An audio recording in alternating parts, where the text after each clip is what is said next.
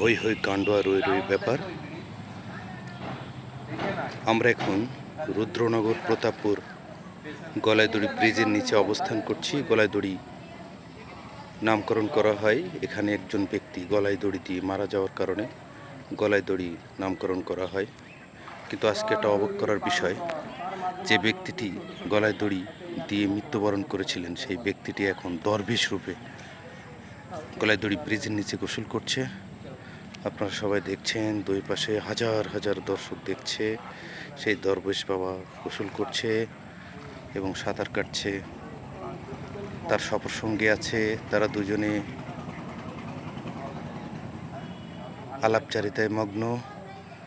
অল্প কিছুক্ষণের মধ্যে দরবেশ বাবা বিলীন হয়ে যাবেন। দরবেশ বাবার দেখছেন, দরবেশ বাবার পাগড়ি, টুপি, পাজামা, পাঞ্জাবি সব ওখানে রাখা আছে। সেই দরবেশ বাবা গোসল করছে। দেখুন, দরবেশ বাবা কিছুক্ষণের মধ্যেই বিলীন হয়ে যাবে আপনাদের মধ্যে থেকে। দুই পাশে হাজার হাজার দর্শক দেখছে। কি আশ্চর্য অলৌকিক ঘটনা যে সেই গলায় দড়ি দেওয়া ব্যক্তিটি আজকে দরবেশ বাবা রূপে গলায় দড়ি ব্রিজের নিচে গোসল করছে। যাই হোক, গল্প কাহিনী আজকে সত্যি ঘটনা রূপে রূপান্তরিত হয়েছে। আপনারা দেখুন, দরবেশ বাবা দেখার জন্য একজন ব্যক্তি আসছেন।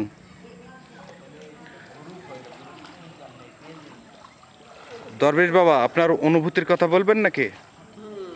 খুব সুন্দর অনুভূতি। এই যে গোধূলি বিকেল যাকে বলে, শেষ বিকেলের এই সূর্য ডোবার পরে আমরা গোসল করতে এসেছি। আপনি তো অনেক আগে মৃত্যুবরণ করেছিলেন, তা আপনার নাম অনুযায়ী তো এই জায়গাটার নাম গলাইদড়ি হয়েছে।